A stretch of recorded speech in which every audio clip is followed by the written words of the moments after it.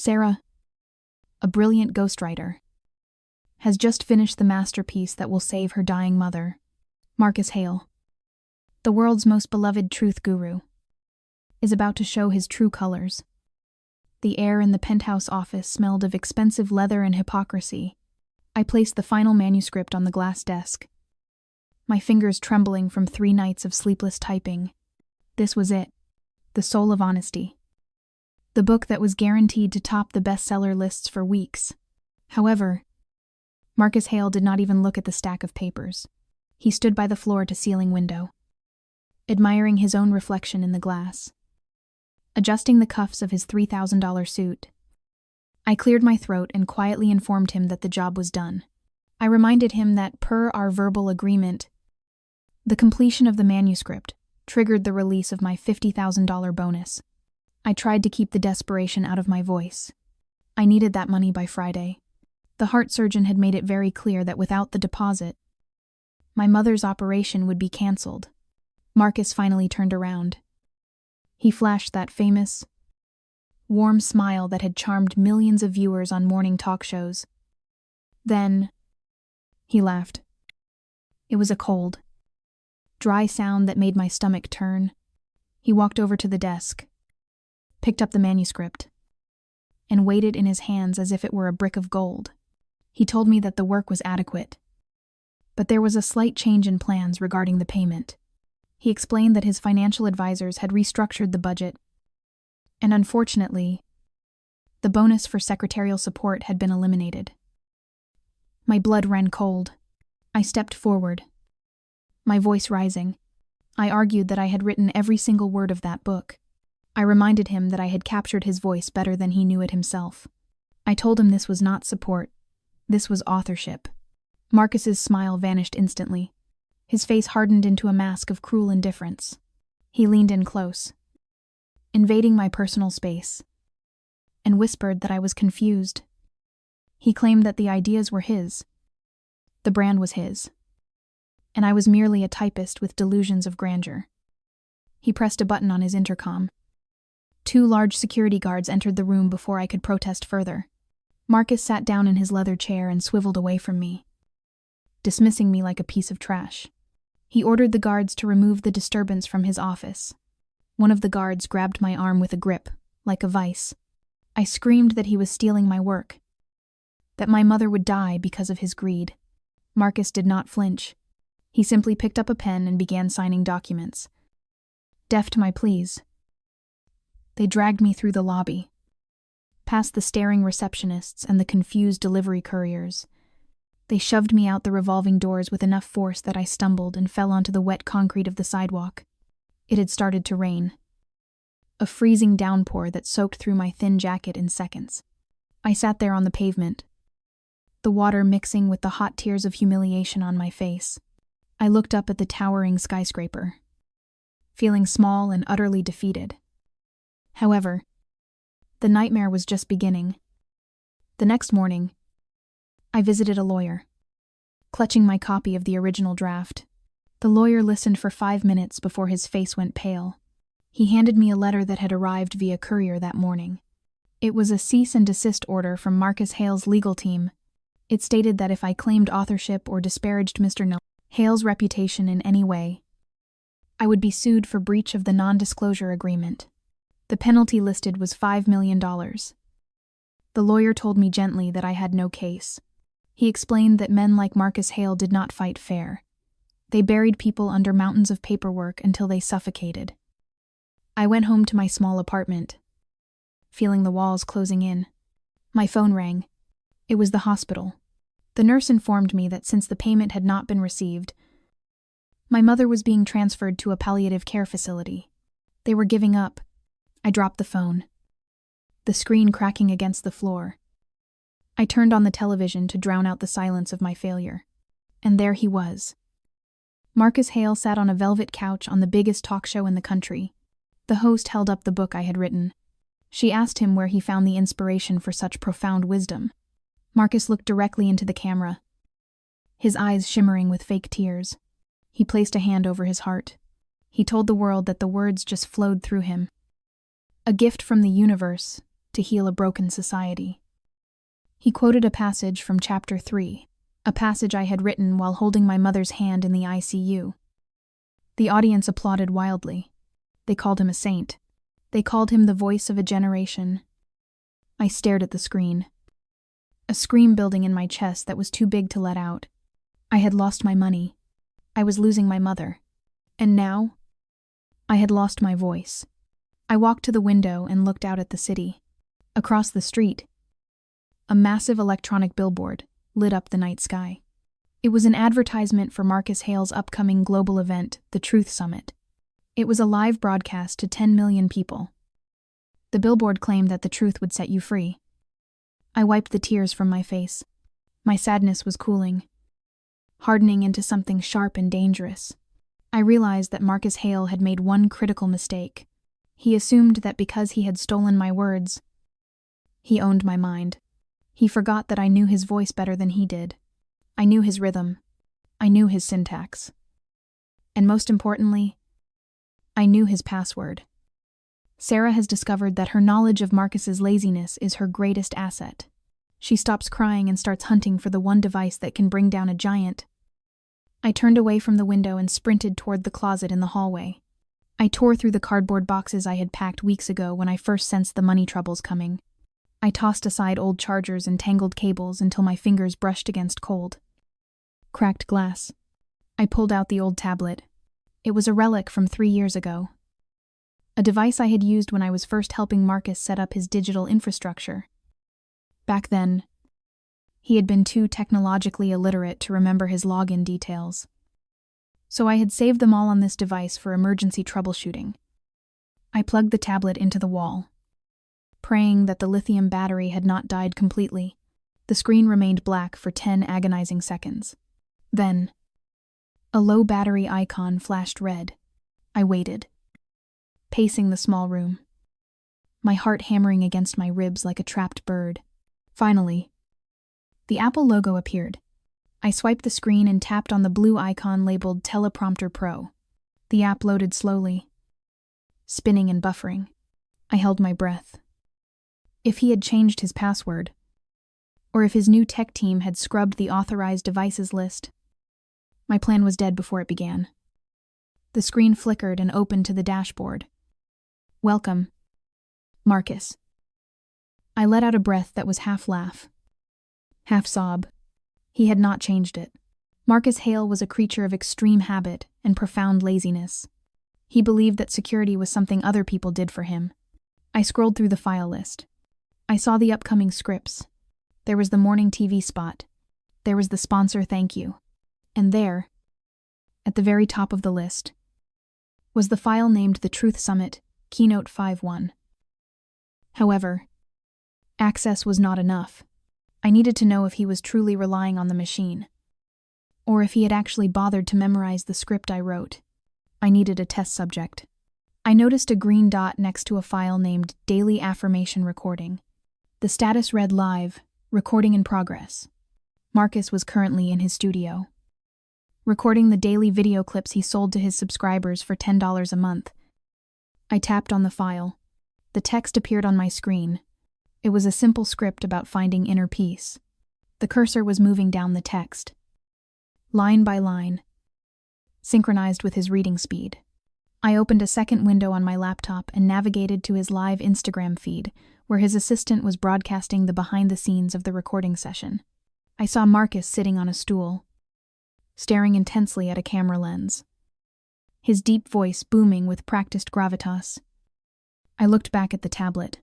The text coming up in the next paragraph read, "I breathe in the light, and I exhale the shadows of the past." My fingers hovered over the digital keyboard. I had seconds to act. I deleted the word shadows. I typed in the word spaghetti. I watched the laptop screen. Marcus took a deep breath.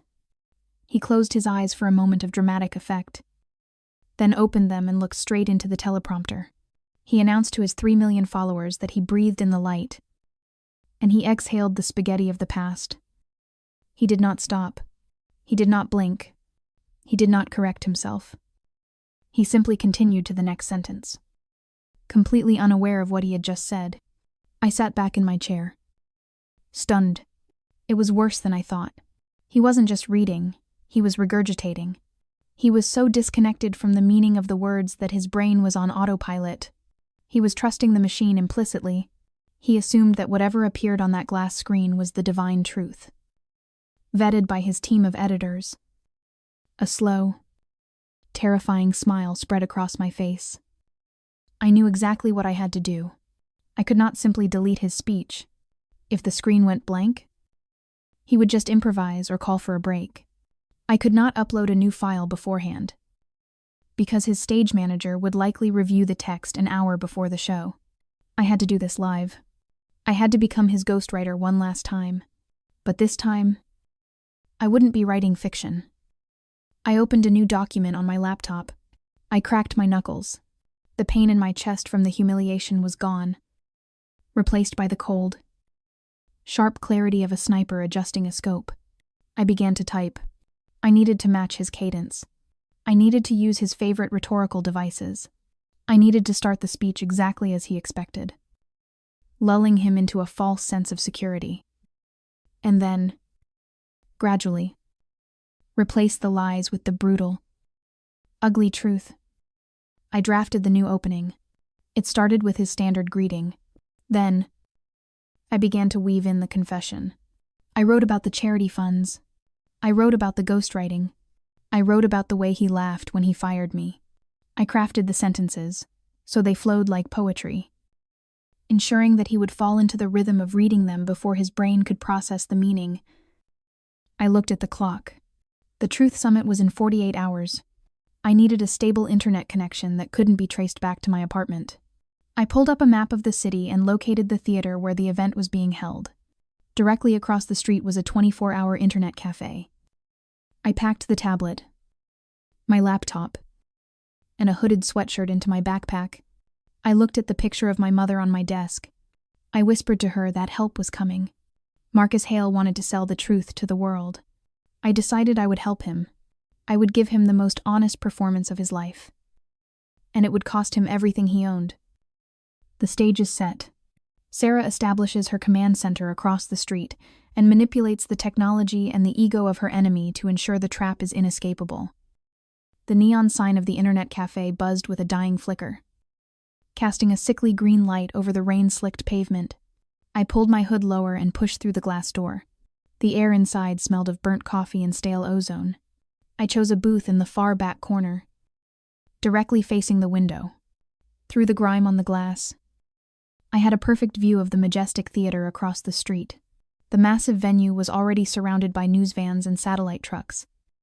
A banner, 3 stories high, hung from the facade, featuring Marcus Hale's face and the slogan, "The truth has arrived." I ordered a black coffee to justify my presence and opened my laptop.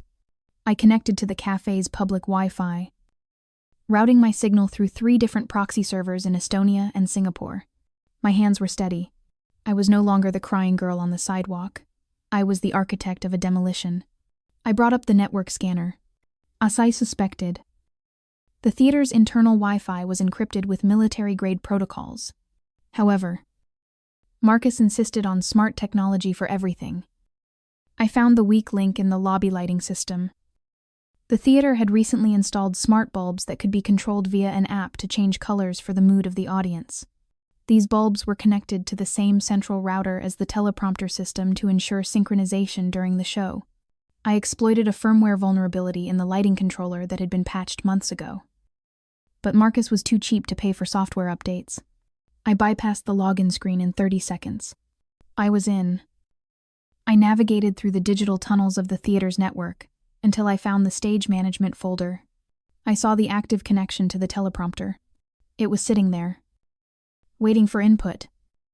A blank canvas ready for my masterpiece. I did not change the text yet. If I altered the script now, the stage manager might notice it during the final sound check. I needed to wait until the very last second. However, I needed to ensure that Marcus would not deviate from the script. I opened a secure email client and composed a message. I knew Marcus's private email address, the one he checked obsessively before every show to look for praise from high-profile celebrities. I spoofed the sender address to look like it came from a famous Hollywood producer he had been desperate to impress for years. I wrote that I would be watching tonight. I told him that his greatest strength was his ability to surrender to the flow of the words. I complimented his reading style, calling it divine channeling, and suggested that he should trust the prompter implicitly, because the writers had captured his soul. I hit send. I switched tabs to the backstage security camera feed I had accessed. Marcus was sitting in his dressing room, having his makeup applied. His phone pinged. He picked it up. A wide, arrogant grin spread across his face.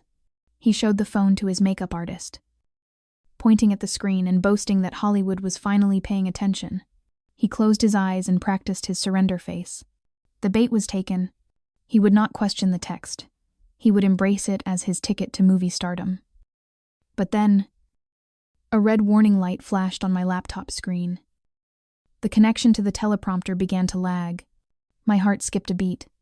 The theater's IT team was running a pre-show bandwidth test, and the sudden spike in traffic from the media vans outside was clogging the network. If the connection was unstable, the prompter might freeze, and Marcus would stop reading. Or worse, the tech team might reboot the router and kick me out. I watched the signal strength bar drop to 20%. I had to act fast. I needed them to open the floodgates. I quickly coded a fake diagnostic report. I made it look like a system alert from their internet service provider. The alert stated that the theater's internal firewall was causing a critical bottleneck and preventing the live stream data from uploading correctly.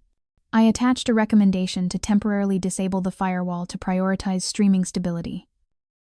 I sent the alert directly to the head of IT's terminal. On the security camera, I saw the tech director in the control booth. He looked at his screen and frowned. He shouted something to his assistant. He looked panicked. He knew that if the live stream failed, Marcus would fire him on national television. He typed furiously on his keyboard. I watched my screen, holding my breath. Suddenly, the red lock icon next to the network name turned green. The firewall was down. The signal strength shot up to 100%. The tech director had prioritized speed over security. Just as I had predicted, he had just removed the only door standing between me and the stage. I sat back in the booth and took a sip of the cold coffee. The trap was armed.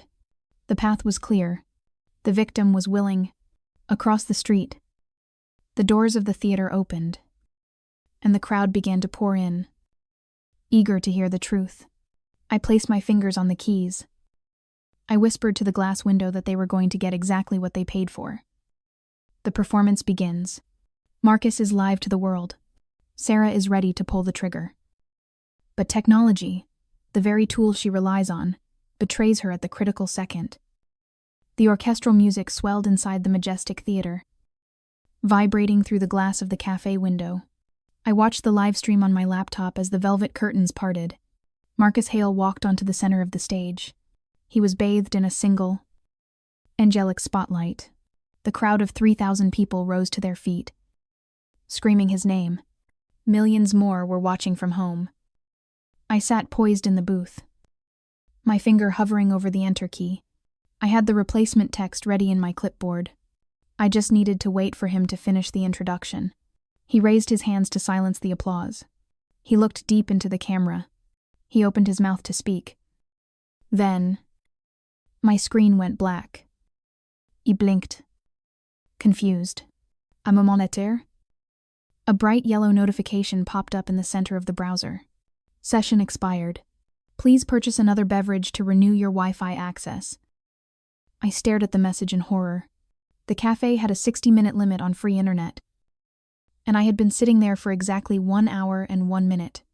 I clicked the renew button frantically. The page began to load with agonizing slowness. It asked for a credit card number. I looked up at the theater. Marcus was speaking. I could hear his voice echoing faintly from the speakers outside. He was reciting the opening monologue perfectly. He was talking about the burden of truth. He was flawless. I scrambled to type in my credit card details. My hands were shaking so violently that I mistyped the expiration date. The screen flashed an error message. Transaction declined. I slammed the laptop shut and grabbed my phone. I needed a hotspot. I swiped down to activate my mobile data.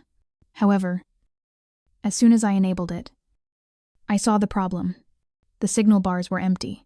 The thousands of people packed into the theater and the surrounding streets were all using their phones to live stream the event. The local cell tower was completely overloaded. I was offline. Panic seized my throat like a physical hand. I watched through the window as Marcus paced the stage. He looked powerful. He looked invincible. Without my intervention, he was just reading the original. Safe script. I had written days ago. He was charming the audience. I could see people in the front row wiping tears from their eyes. They were buying it. They were falling for the lie all over again. He was winning. I grabbed my backpack and considered running across the street to find a better signal. But the security was too tight. I would never get close enough in time. I forced myself to breathe. I needed just one bar of service. Just a single packet of data to push the command through. I held my phone up against the glass window, pressing it to the cold surface. I watched the signal indicator.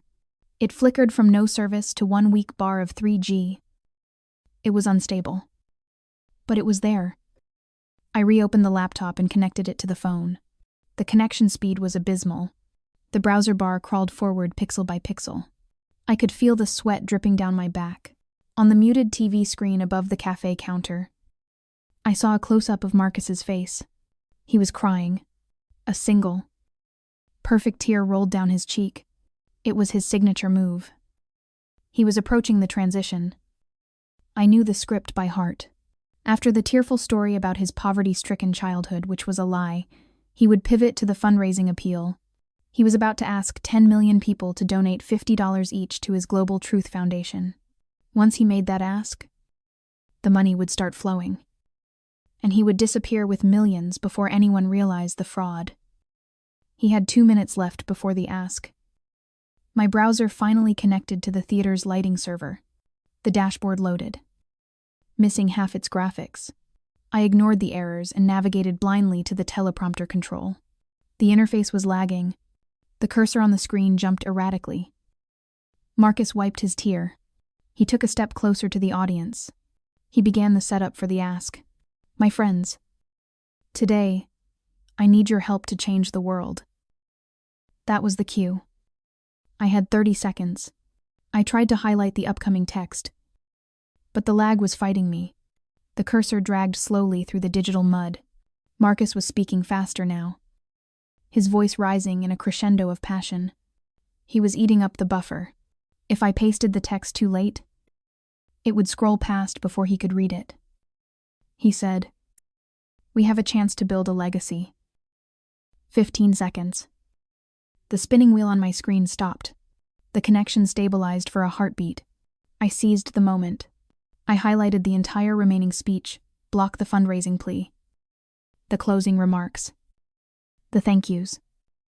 I pressed Command V. The screen froze again. I stared at it, my heart hammering against my ribs. Had it gone through, or had the connection died mid-upload? On the stage, Marcus took a deep breath. He looked straight into the camera. He prepared to deliver the line that would make him rich. And that is why I am asking you. He paused. He squinted slightly. He leaned forward. Just an inch. The flow of his speech stopped. I looked at my laptop. The command line flashed a green confirmation. Upload complete. Marcus cleared his throat. He looked confused for a fraction of a second, searching for the familiar words about donation tiers and tax-deductible receipts. But those words were gone. In their place, scrolling steadily up the glass screen in front of him, was the text I had just inserted. He had no choice.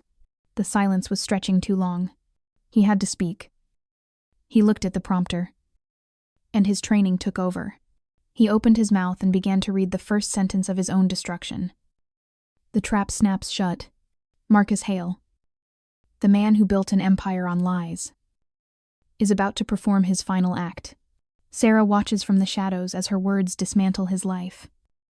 Sentence by sentence. Marcus Hale stood center stage. his chest heaving with the exertion of his performance. He looked out at the sea of expectant faces. His eyes glazed over with the intoxication of adoration. He trusted the machine implicitly. He believed that the words scrolling before him were the golden ticket to his next tax bracket. He took a breath, leaned into the microphone, and began to read the text I had just uploaded. He announced in his deep, resonant baritone that before he asked for their money, he needed to share a secret that had burdened his soul for years. The audience leaned in, captivated by this unexpected vulnerability.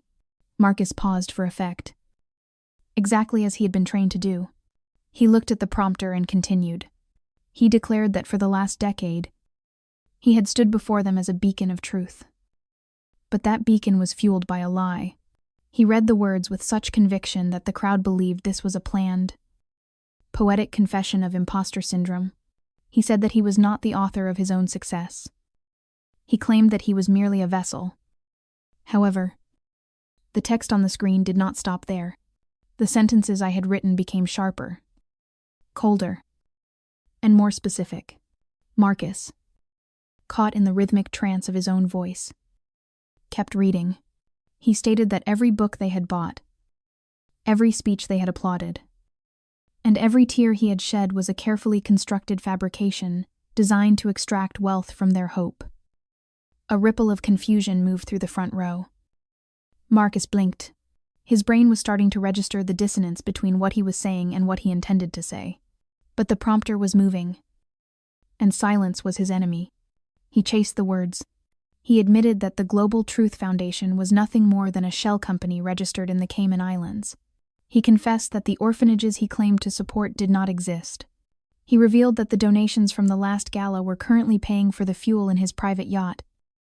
The silence in the majestic theater became absolute. It was a heavy, suffocating silence that pressed against the glass of the internet cafe. I watched Marcus's face on my laptop screen. The color was draining from his cheeks. His eyes darted nervously from the camera to the prompter. He wanted to stop. He wanted to scream that it was a mistake. But he was trapped by his own vanity. To stop now would be to admit he was reading a script. To stop now would be to break the illusion of his divine channeling. So he kept going. He read the next line, which I had bolded in the script for emphasis. He told the world that he had fired the true author of The Soul of Honesty because she dared to ask for the money to save her dying mother. He said that he had left an old woman to rot in a palliative care ward while he tried on Italian suits. The crowd erupted. It wasn't applause this time. It was a low, angry rumble that grew into a roar of betrayal. A woman in the third row stood up and threw her signed copy of his book at the stage. It hit him in the chest. Marcus stumbled back. The spell finally broken. He looked at the teleprompter in horror, realizing that the machine he worshipped had become his executioner. He stepped away from the podium, his hands shaking. He tried to laugh, to play it off as a metaphorical performance art piece. But I was not done with him yet. I minimized the teleprompter window and opened the projection control panel.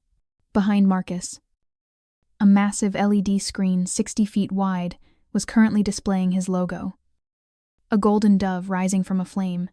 I selected the Source Input tab. I chose the folder labeled Evidence. I hit the Go Live button. Instantly, the golden dove finished. In its place, a high-definition image of Marcus's private bank statement appeared. It was 10 feet tall. The numbers were undeniable. The audience gasped as they saw the transfer logs: $2 million to a luxury car dealership, $500,000 to a casino in Monaco, and $0 to any charity. Then, the image changed. It was a screenshot of the email he had sent to his lawyer just yesterday. The text was blown up to the size of a billboard. It read that they needed to crush the ghostwriter because she was a useless peasant who didn't understand how the real world worked. Marcus turned around. He saw his own private malice projected for 10 million people to see. He looked like a man who had been stripped naked in the middle of a blizzard. He clawed at his tie. Gasping for air, he ran toward the side of the stage, screaming at the tech crew to cut the feed. But the tech crew did not move. They were staring at the screen. seeing their own unpaid bonuses reflected in his spending habits. The camera operator, a man Marcus had verbally abused during rehearsals, zoomed in. The lens captured the sweat dripping down Marcus's forehead. It captured the terror in his eyes. It captured the exact moment his career died. He fell to his knees, sobbing. But this time, there were no tears of joy from the audience. There was only the flash of smartphone cameras recording his demise. I heard sirens wailing in the distance. I had called the police anonymously 30 minutes ago, reporting a massive wire fraud scheme in progress at the Majestic Theater. I watched through the window as blue and red lights washed over the building. Uniformed officers stormed the lobby. They marched down the aisles, pushing through the angry mob. Marcus saw them coming. He tried to stand up, to summon some shred of his authority. He pointed a trembling finger at the projection booth, shouting that he had been hacked. He screamed that it was a conspiracy, but the officers did not care about his excuses. They grabbed his arms and spun him around. I watched them click the handcuffs onto his wrists. The sound of the metal ratchets locking into place was the sweetest symphony I had ever heard. The man who claimed to own the truth was now a prisoner of it. As they dragged him off the stage, he looked directly into the live stream camera one last time. His face was a mask of pure, unadulterated fear. I closed the remote desktop connection. The screen on my laptop went dark, leaving only my own reflection staring back at me. I looked different. I looked tired. Yes, but the haunting desperation that had defined me for months was gone. I opened one final tab. My bank account. I refreshed the page. A notification appeared. Wire transfer received. $50. Ling ling ling. It wasn't theft. Before the show, I had used Marcus's own automated payroll system, which I also had access to process the invoice he had refused to pay. I had simply approved my own legitimate work order. The system, believing the command came from Marcus himself, had expedited the payment. I closed the laptop and put it in my bag. I stood up and walked out of the internet cafe. The rain had stopped. The air outside was crisp and clean, scrubbed of the humidity that had choked the city for days. Across the street, the chaos was still unfolding. News crews were shouting into their microphones, describing the scandal of the century. The crowd was chanting for justice. I walked past them, invisible in my gray hoodie. No one looked at me. No one knew that the woman brushing past them was the one who had just toppled a giant. I took out my phone and dialed the hospital. The nurse answered on the second ring. I told her to prepare the operating room. I told her the deposit was on its way. I told her that my mother was going to live. I walked toward the subway station, my steps light and steady. I passed a trash can where someone had thrown a glossy program from the event. Marcus Hale's face stared up from the garbage, stained with mud and footprint marks. I didn't stop to gloat.